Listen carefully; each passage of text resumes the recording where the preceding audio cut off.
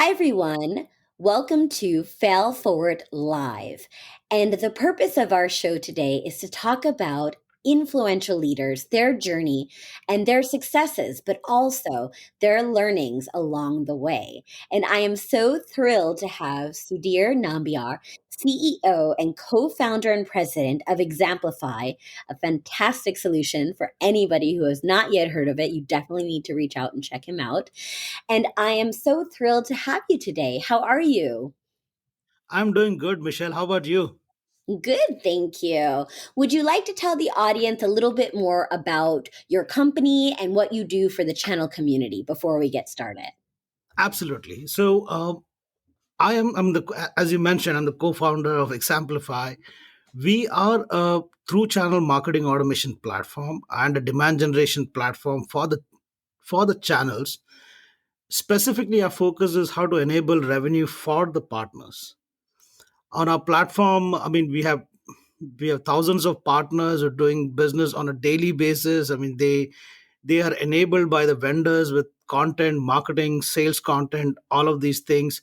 Um, and again, more about that. I mean, our platform is available. It is available for anybody to see, and I'll be happy to show it to anybody in channels. It is in channel marketing. So I know everybody knows what is channel marketing, but this is a very different take of channel marketing itself. Awesome. And this wasn't always your path. In fact, you were originally a data scientist. Is that correct? Yeah, absolutely. I am. Yeah, absolutely. This is not my path at all. This was never. Uh, um, I studied my qualification, my college degrees, everything was around data science and statistics, and these were what I was doing. And just as a background, Examplify is my second company. There was another company that I started before. It was in the space of data analytics, but it was more about executive consulting on data analytics, using data to make better decisions and those kind of things. Um, that is where I got exposed to this whole concept of partnership and channels and how businesses work together and those all of these things, right? What is indirect sales? So probably more than a decade, like 12 years, I have been active as a partner, very successful in this, very successful on that side, but seen the ups and downs of a partner's life and what a vendor doesn't know for that Mm, matter, what happens on that side. It's very funny that I see that vendors don't even, a lot of people don't know. They all have that in their mind that okay, this is probably what is happening. Yes, that is what is happening there.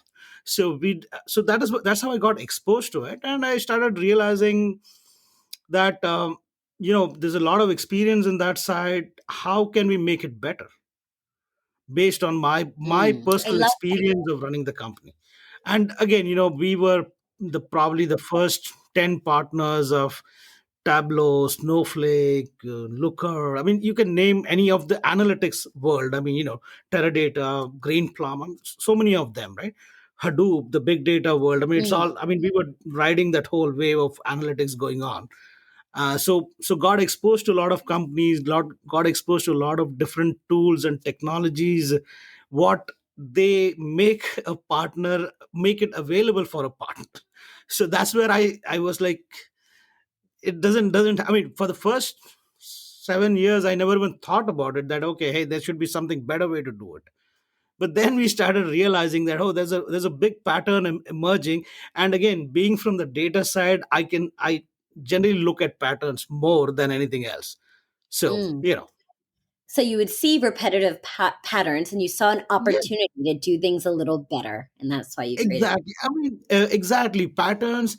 Um, and sometimes these patterns occur not because we have to do something better. It's just because there is something that is not visible. I mean, there's a lot of issues which needs to be, I mean, both the side want to talk the same thing, but they are not able to, because there's not one place to do it. So that's where the whole idea started. So we were not trying to build a software, we were not trying to build a platform. We were trying to see how we can make it work for everybody, but work for us first, and then how to see it. But when it was working for us, that's when we said, okay, let's see if we can build it out. It was complicated. It took us time to build it, because it was not, it's not like we build a platform, use something. I mean, building a software was easy, but building something where there are two different set of people Mm. whose goal are the same. They both want to sell, make revenue, but both the incentives are different, right? One guy does not get paid by the other guy. The vendor gets the sale, but they get the sale, they get their own thing, but the partner doesn't get this. Until the sale doesn't happen, the partner doesn't get anything, Right. Sure. be it Yeah. the services revenue or the software revenue or the commissions or whatever it is. So you have to very much custom tailor it depending on your vendor, your audience, and their respective audiences as well. Exactly. And challenges around that, like the vendors would have their own sales, they have a growth path. You work with somebody who's like a rocket ship, then they are releasing products after products every day. You are catching up with them. How would you do that, right? I mean, you can't. You again, and given today's world where a customer can directly reach out to the vendor, I mean, there's no need for them to talk to a partner. They can google it, they can get white papers, they can get all this information. Like earlier, probably it was difficult to get all those information. Today it is available. So now that becomes bigger problem for a partner, because they have to represent it right. They have to talk about all the key features of the product of the vendor, and also cater to the customer's needs. And if it is an existing customer, great, there's no doubt, there's no problem, because which has been predominantly the whole underlying concept of partnerships, where a vendor thinks that, oh, I need this guy as a partner because he or she has this 10 accounts and I want to get into these 10 accounts. So Right. I love but that. then but then what is the incentive for the partner, because that 10 accounts, they already have it.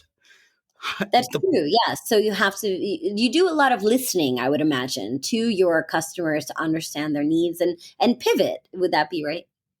exactly. I mean, so that is existing customers, right? So which is easier, because Mhm. I already have the relationship.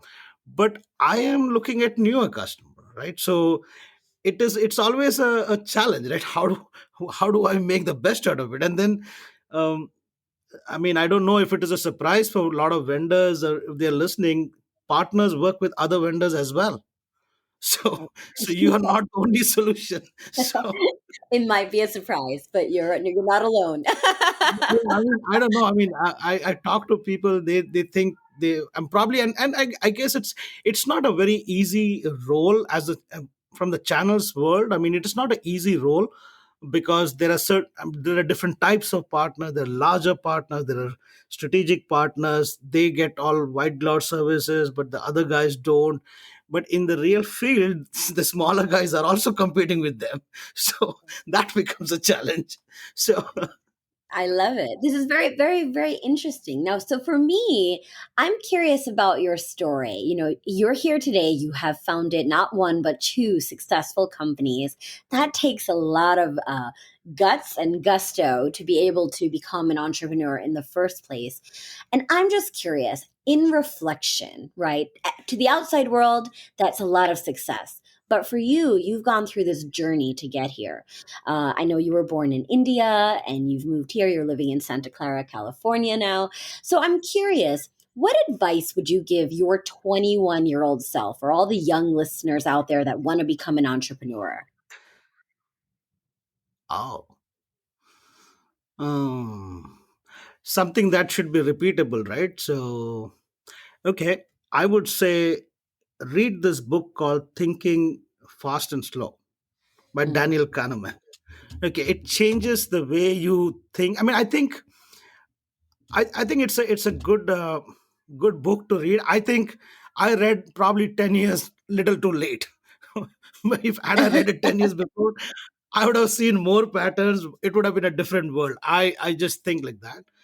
And so it's good, because at least it's a perspective which probably when you're studying in college, when you're taking your degrees, whatever, those are all skills that you need. I mean, there's no no escaping from that fact. I mean, you need to study something, you need to have some skills, some areas. Um, s- and it's also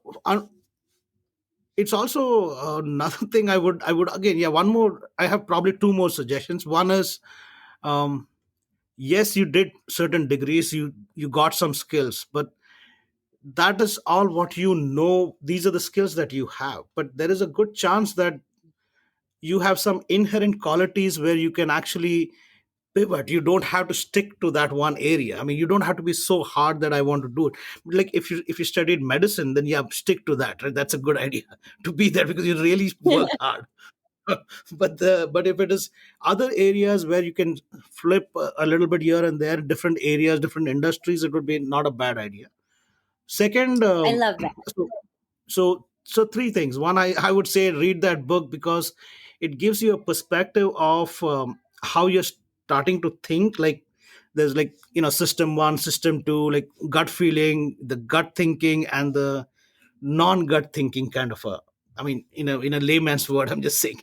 So gut Right. feeling, and so it tends to become gut feeling are the ones where it is more easier for you to feel, and then you can justify why it was wrong or why it was right, or why did I go to this party, and those are all easy to justify after that. But it would be great if you have a idea that how you generally think when you're making your career, meeting people, why certain people come out very friendly, why not, who's more genuine, who's not, how do you want to do that, those kind of things. I think that's one thing which, at least when I was 21, I would have known. It would have been a great thing.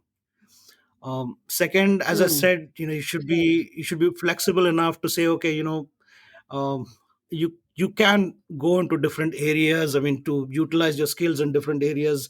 There are many areas where, like, skills can be applied and it can just transform those areas. It is not necessary that, mm, so like, data, right? I come from the data background. I know, I mean, there's a lot of people who say, that they also analytics is, I mean, there's I mean, my whole career has been there in that. That's why. But there are a lot of different ways of you applying it to make sure that your product is much better, and what's the usability like. Like, for example, our platform, when a partner logs in, most of the activity a partner can log in, finish, and go is less than 5 clicks. mm. He can just click 5 times and he's done with his job and he's gone. So it's not Right. difficult at all. It is very, very easy for them to do it, right? But now, why 5? Like, why not 10? Why Mm, not 3? Right? So there is a whole science behind that, right? So so we do that. So we are using that and applying it in a different area, which seems to be, um, happy, because nobody has a solution. Everybody faces the problem every day, but though nobody wants to solve it. So that's mm. what I would say. The That's second advice is that you can move into other areas. And third is, uh, even if you fail, it is only for a short time. There is a time limit to failure, and probably there is a little longer shelf life for success. Failure has a shorter shelf life. mhm. I love that. And that actually brings me to my next question, which is, out of all your successes, I know you've had so many, but I want to talk about your failures. What was your greatest failure in your life, and what did it teach you, and why?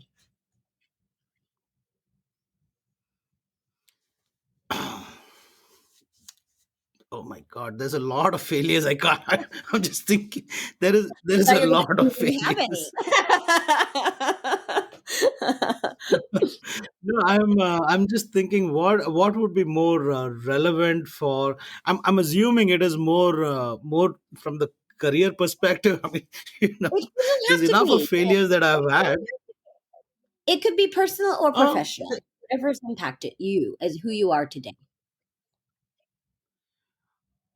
yeah, I mean, so on a personal front, I feel, there has been. I mean, that failure I'm overcoming now, but when I started my career, LinkedIn and these things. I mean, I'm not trying to date myself, but yeah, it was not as prevalent that time.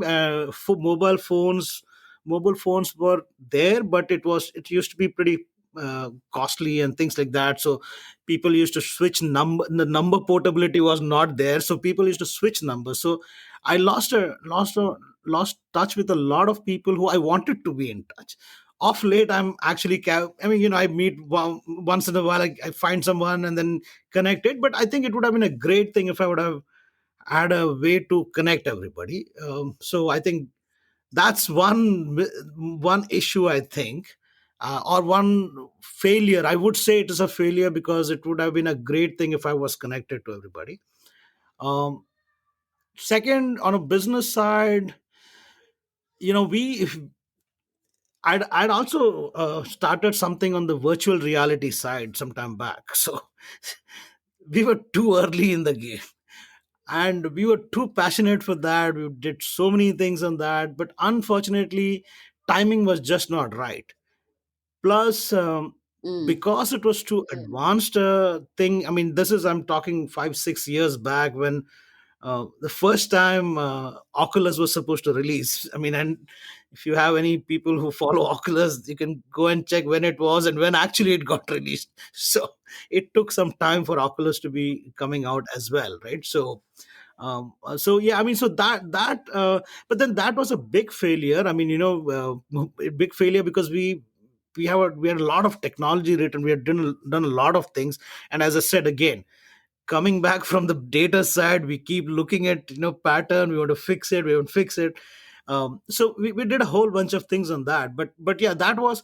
But then again, as I said, at that point in time, I thought, my God, how will we come out of this failure? Because this is like, it's just not right. I mean, a system was built, but there is nobody to buy it. And so, so we were struggling at that time, in terms of, it was just that timing was not right. um right. but You our might have product was fantastic. So, the right solution sorry. at the wrong time. The right solution at the At the wrong wrong time. Exactly. Yeah. In fact, You're ahead we of the timed curve. it again. We trusted on other people to do their steps, but it didn't work out as well. So, like, when we started, like, 360 cameras were $4,000 a piece. Mm. Within a year, it came down to $200. So Oh, you can see wow. how that industry was. Yes. It's the So, timing. It's all in the so that was, timing, right? yeah. Timing is very important. Yeah, absolutely. Timing is. I mean, and there are some problems. There are some opportunities that you have which has a longer shelf life, because it's a much deeper problem. But there are some which is Mm. opportunistic, where it is more. We are thinking of a new industry starting. It's a risk that you have to take. We took the risk, didn't work out, and as I said, at that point in time, it looked like, oh, this failure is going to be a long term, but then it again has a shelf life much shorter than after that what happened. So Right. And no risk, no reward, right? So it's good that you took the risk. yeah, You'd never know if you absolutely, didn't do it. So my next question absolutely. is regarding the resources that helped you on your journey. So, some people today, we have things like podcasts such as this, and we have a big reason I wanted to do this was for mentorship, really. We talk so much about mentorship and sponsorship and all of those things. But for you in your journey, what or who has helped you along the way? And if you could pick your three biggest mentors and what they taught you, who would they be and what did they teach you on your journey? Oh, three. I have to Again, give three because one's too few. okay. So, um I mean, there have been multiple people at different times of my career. Like, when I started my professional career, I had a great boss. Uh, I mean, I call him great today. Those days, I should not like him, because it was tough. And as I said, after 10 years, I read certain, again, as over time, when I see, I think he has done a lot of impact in the way I think about, because he knew how to put people in pressure when you're new in job. You Mhm. you really expect college to be like it's the next level of college, but sometimes it is not. I mean, it is work. You have to be serious about it. How do you become an expert in certain areas but keep your eyes open around other things? Many things. I mean, he was great. Today when I look back, I think he was really great. That Mm, was my first boss. Then when I started my first company, the analytics consulting company, we had no idea. you know I mean, we were just doing good. I mean, we were writing all these algorithms. Nobody knew. People used to ask, what is this, what are you doing? So half of the people didn't want to know more because they didn't know what we were talking. But then they can see the results, and mm, business guys were liking it because they can see the scoring algorithm working much better than anything else. Many things, right? But then, so business was happening, but that is the first time I met my business mentor, who actually um, uh, he was good. I mean, he was really good because at least that gave us some perspective as to where are we going, how are we going, um, those kind of things. Um, and again, there are many, like I've had. I won't call them as a I mean, I would say mentorship. I kind of look at inspiration from people. So I have mm. somebody who used to work for me, she joined us as an intern. I mean, the amount of hard work she used to do, I used to think that this is the girl I need to learn from, man. This is She had no clue about. I mean, we are I talking love about data. I mean, I talk to like people of my experience, and it's very easy for me to connect because we are all going through the same thing. I mean, we know what is happening in the industry and things. It's very difficult for us to talk to. I mean, if I talk to somebody else and explain this is what's happening, but this girl right out of college, she's able to. She doesn't know it, but there's a skill to identify, pick the right words, articulate it.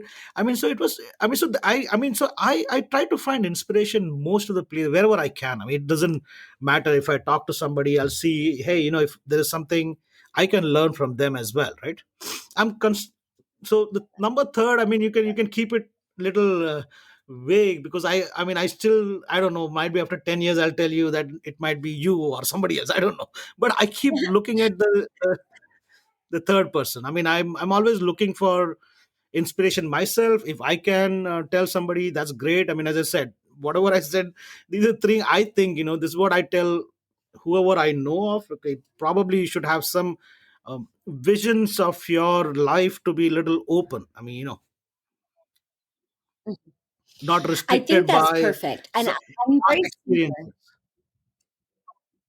Yes, I'm very similar in that way. I say I'm very greedy. I want all the mentors because I think I learn a little something different from everybody I meet.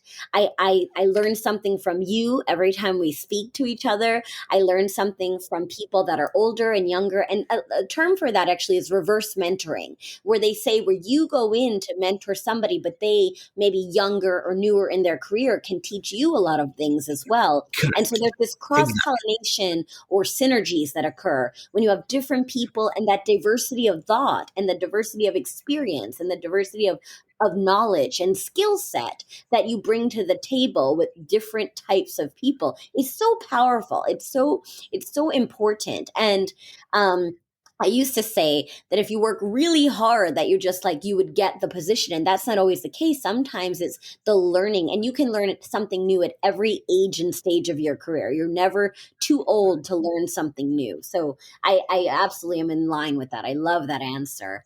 Right. Um, Yeah. for you, what books or recordings or when you're home, do you read or watch or listen to anything that helps inspire you to learn and take yourself to that next level in your personal journey?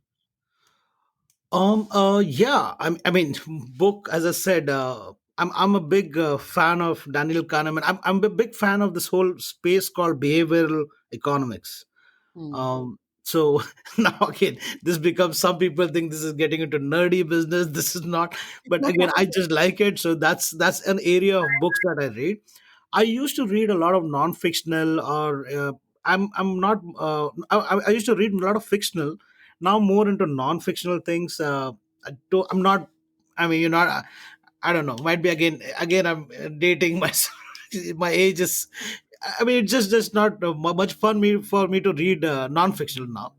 I listen to Mm, podcasts for sure. I mean, again, a whole bunch of research podcast on subjects that I like: economics, macro, micro. These are areas which I like, and I read. Not sure whether this is even this. It's just area which I like, and I'm just reading about it. On a lighter note, I guess again for me the lighter note is Freakonomics podcast is a good one which I listen. It's good, it's fun, it's still it's a little, some people don't like it, some people like it. I mean, I'm still pretty, so I do read and spend more time on areas. Again, see, the whole day, my whole logic is I'm working, like I'm doing my full time is working on data or channels or something. So I need to learn something which I can apply into these areas. That's how we'll get a competitive edge. As I said, I mentioned about 5 clicks, right? I mean, there's so many things. You look at our platform, you would see it, right? See, again, I'm just talking about, that's why I would rather, because many things, right? Small things matter so much in terms of people using something, right. talking to you, system one, system two, as I said. So I'm very cautious about that. So we build that, we spend a lot of time on that. So I spend more time on allied areas of interest than actually, what do I do. But this is my fun most of the time. I mean, these are the podcasts. And with pandemic, my I'm getting more time to listen to podcasts. Before it, you have to I take time love. out of, right? Oh, that's perfect. And you can listen to all of mine. And I'm also nerdy. I like to call myself chic and geek. So we're in the same boat. Um, so I will ask you this. Is there a common myth about your profession or field that you would want to debunk for anyone listening who thinks, maybe they're thinking of it this way, but it's actually a little bit unique or nuanced in a different way? What would you say to the people who don't really understand? um okay, so yeah, yeah, there's so many. so so again, probably, I mean, when we speak also, right? See, I'm not much about a marketing guy. I'm not just throwing jargons around. I would rather actually do something. So I have two areas of my world. So for all the data science geniuses, one thing: not all accidents in the world are caused by ambulances. So they should get it. There's a lot of people who just do something because they need to work a little bit more to understand what happens. It's a common joke. A lot of people will get it because every accident, what is the common thing there? I mean, there's an ambulance. So That's right. The ambulance chaser. ambulance, but then the causality is, and so people make a lot of mistake in terms of how to do that, right? So that's on that side, and there's a whole bunch of examples on that side. On the channel side, I think there's again a lot of myth around that. For one, um, there is, again, for an established company, there is a established channel. The only reason they are still continuing with you, even for whatever reason, is because their employee base and the skills are aligned with that. For which, Right. if you remember before, everybody had a certificate, CCNA and Oracle certified, and so they that was the whole logic, which was okay, because you want to, you again, the resources available was also, I mean, it's not like a cloud infrastructure and things were available. You could Google, but only limited. So it was needed to have people learn certified, so they could do something, they can go and implement this product or whatever. But now that gives a whole bunch of partners, a lot of people who have experience with this.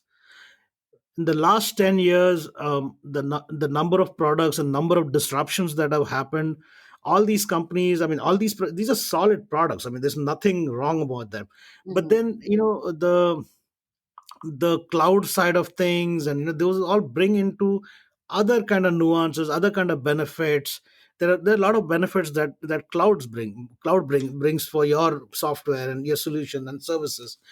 um good or bad, I mean, the existing partner network is great. You just are waiting for the next good company to come and take them off.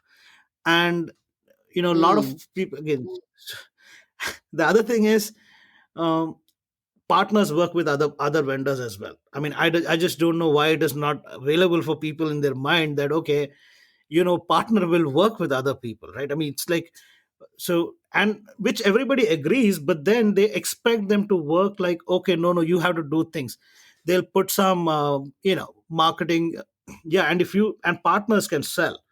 Do not underestimate a sales skill of a partner, because that's exactly why they're in a business. But the one thing that they right. don't know is to sell your product.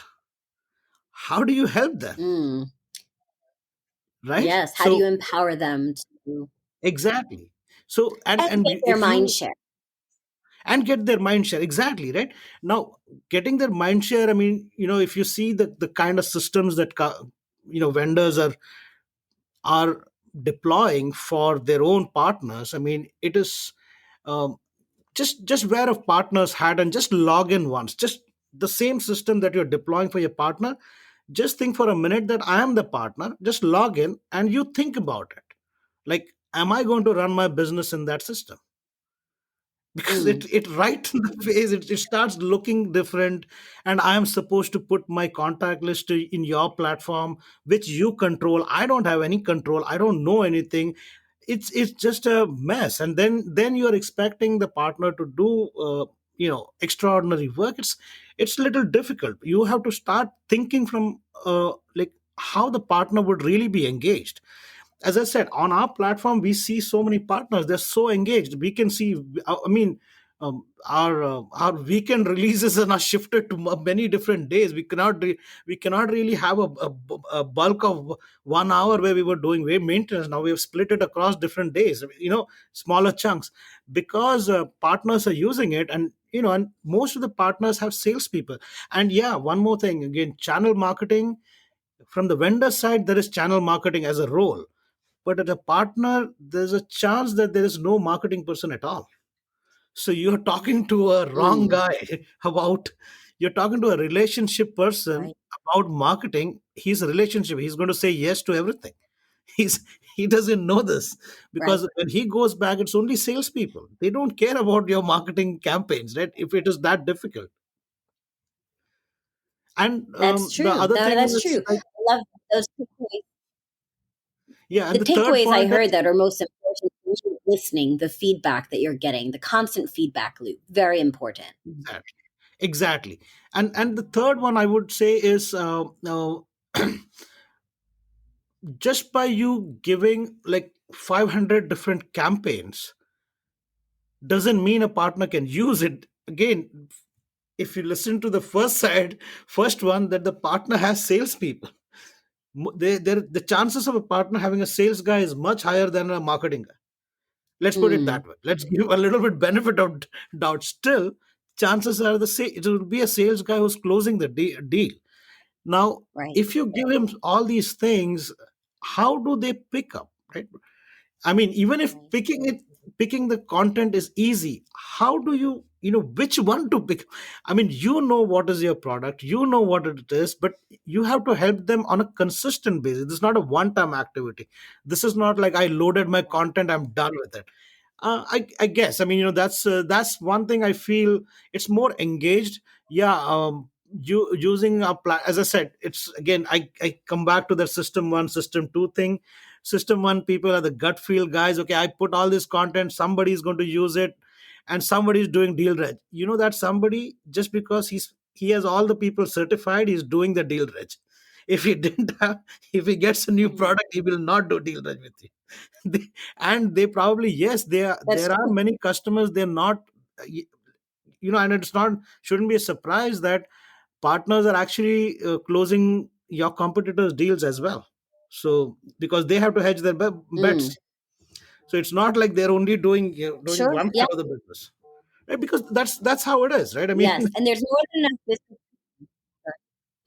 I think that simplifying listening and understanding their needs, which might be different, each of your customers exactly. needs, and of course the pandemic, we repurposed, right? What was important in fiscal year of December 2019 wasn't important in March of 2020, and maybe now in May of 2021 has varied again. So it's definitely not a one and done. You have to consistently circle back, listen, learn, understand, and help them on their journey. So you said something, and I overheard it, and I'm going to say, because I think we had a very, you say this guy or he, and I heard that, and I know you don't mean I don't. necessarily, because you and I had a very interesting conversation, and I would be remiss if I didn't bring it up, because I'm such a passionate advocate for women and diversity and technology. But you and I had a great conversation about this, and I'm a New Yorker, so we actually say use guys a lot. So I'll just say it's a very common word. But you said something that I thought was so profound as a leader of a company. I would love for you to share your thoughts on embracing, just empowering the right people at the right time to do the right job. Can you share a little bit of your thoughts on that? I mean, yeah, I mean, I can. If you want to tell me what I told you would be great, because number one, I really don't ever think of somebody that, okay, she's a woman, she's diversity, or she's not diversity. It doesn't matter. I mean, because I grew up with my family. I had very strong women. You know, I was the youngest, so I have elders in that. So yeah, I've got enough. Um, uh, enough of fun at that time, but then I never think about it that way. We right now, even in XAmplify, even in my other company, we have more women leaders. They call the shots. And I don't see. And again, I don't know. It's very very. I don't think so. It's I don't consider that that is a great thing that they do because they're women, so they're calling the shot, so they're great. No, they were just great, so they're calling the shot. Being a woman, it just happens to be woman. I mean, so it's not like Yeah. because they're a woman they're doing this, or because they. I generally think that way, because I feel like, putting all these labels that, okay, hey, this is a diversity hire, so you give them some extra. I believe, and I believe people, I mean, the way I'm saying, it should be like that, and others also should be just, it's okay, it can be women, can be men, doesn't matter. I mean, somebody who's capable, why not? I mean, as I said, out of the three of my people, three of the people, there are two women actually. One is a young girl, one is a older lady, and the other guy was my boss.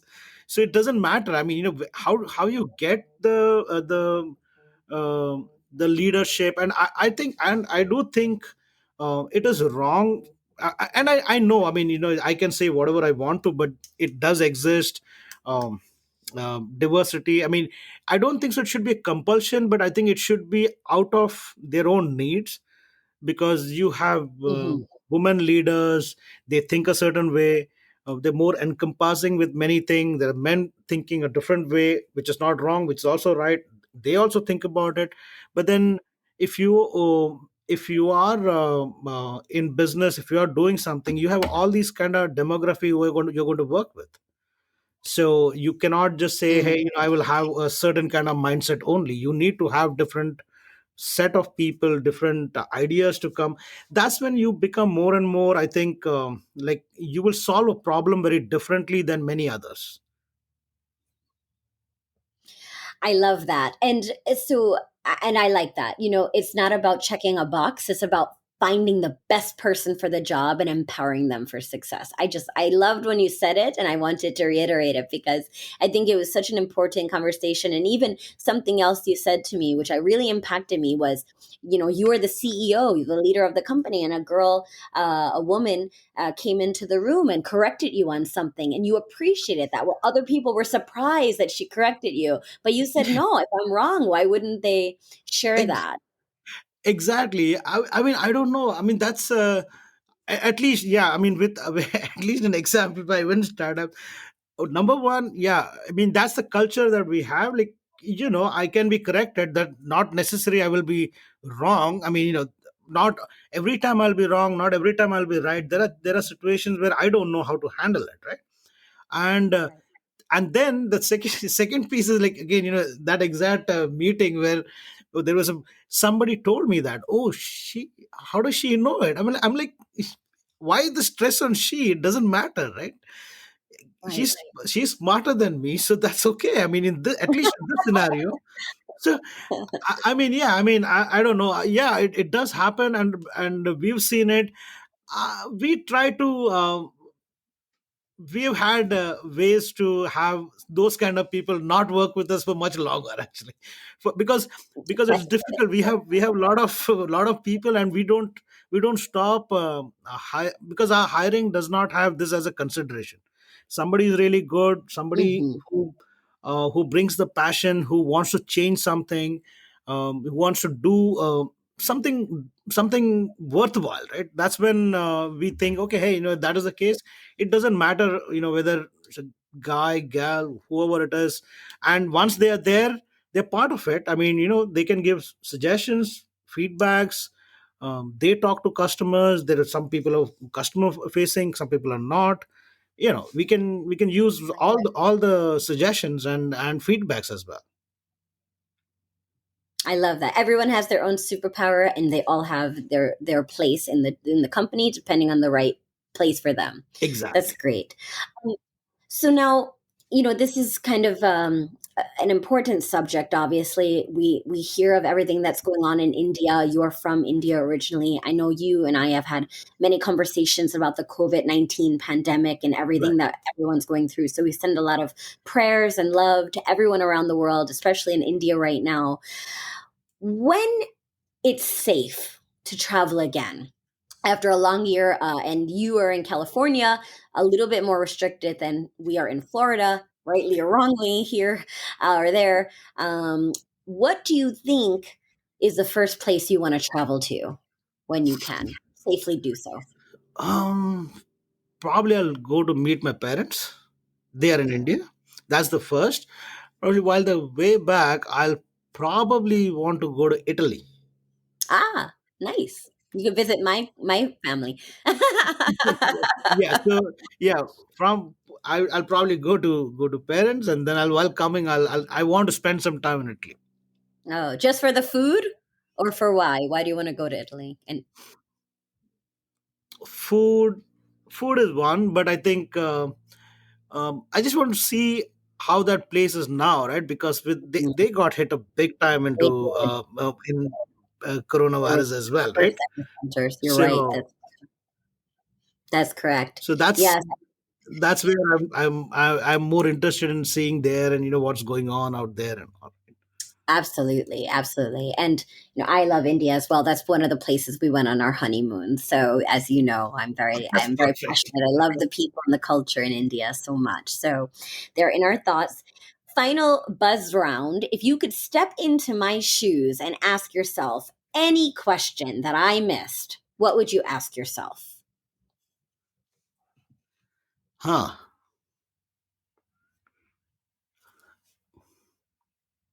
And then if I ask the question, do I need to answer back? Yes, you have to. I can't answer it for you. This is a good question then.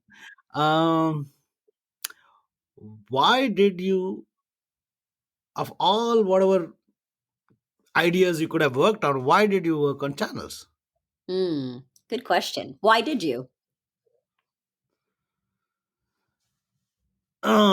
So yeah, so as I said, I have a background in channels. I was a partner. I've seen, and then I wanted to build something for the channel, but the why is not yet there, right? So Mm, my other company, every time I had a successful partnership, not a partner, like whenever I had a successful partnership, when I'm saying successful means we are able to close business, they are able to support us, we are able to do more business with that, we kept growing. Every mm, time a good partnership is growth for us. Everything has a ceiling. It's unfortunate. That's what our problems were. That's where I started feeling, oh, this is not fair, right? This is not fair on us as a partner. That vendor, as a vendor, they don't even know, because just as a journey of a company, there's partners. I mean, when they start growing, a company start growing, they start getting other people. Then there is the commonly known five or six big guys who will come into play. Nothing is going to happen. The existing partners start getting upset what is happening, and we were one of those existing guys. But so we started figuring out our own way of finding new. Every year we were looking, we used to work for three or four companies, new ones, and strike one. All our expectation of one should be successful so we can grow. So one of the things that I've noticed, and not only me, there are we have spoken to so many partners, so many, almost everybody is the same case. When they hit a good partnership, when they know that they have a consistent source of business coming in, leads, and they can do, I mean, they are kind of emulating the vendors model a little bit. When they do that, they start hiring. They are not like Mm, the half a million employee kind of a company. They can't do anything. So there's a lot of hiring, there's a lot of growth that happens. Partners grow, it is good. right. I think some of the vendors would appreciate what they're doing. They can build an actually really ecosystem, what they call us. But a lot of people Mm, end up, as I said, right, without knowing certain things, so they don't realize. One, because they don't have any background on the side, on the partner side, they don't know what is happening. It's like, it's like if Facebook was built without knowing there are college kids and older people as well in the world. So it would have been mm, difficult, right? that's right. You build something, you want to know what kind of, where are you working, what it is. So that was one of the things, that was a key motivation, because even on our platform today we see every single part. I mean, not every single, I would say a good portion of our partners of our vendors are engaged. Second, we see them, their career sites being filled with roles, and that's when we think, oh, this is successful. Mm. That's how I think it is successful, because I know that partner is growing, whether he's hiring 1%, 2%, 100, whatever it is, but he's growing. Probably that's not a metric for a vendor today. Might be, it would be a great idea if they can keep that as a metric. I mean, today it is not a metric because they don't see the visibility, right?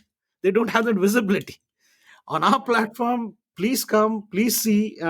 You can make some difference in some of the smaller companies and different part. Not only smaller, big partner also, but if they know that it is consistent, then it is much easier. Wonderful. Thank you, Sudhir. If people want to contact you, how can they find you? LinkedIn is the best source, or they can email me at sudhir@examplify.com. That is SUDHIR at examplify.com. That's the Wonderful. best. It's been I'm on Twitter, but I'm not. I can't just follow up on that. So I'm the this. I'm in only one area, that is this. Nothing else other than that. I mean, I'm part of many of the social networks, but it's best to reach me is LinkedIn actually. okay. I'm going to tweet at you later and make sure you respond. Sudhir, it was an absolute pleasure. I enjoy all of our conversations. I am thankful for you. I wish you all of the best, and I appreciate your time and your stories. And everybody, take a look, get to know Sudhir and his company. They aim to please. So thank you, and I hope you have a great week. Take care. Thanks a lot, Michelle. Thanks a lot. Thanks for giving me this opportunity. Okay. My pleasure. Bye.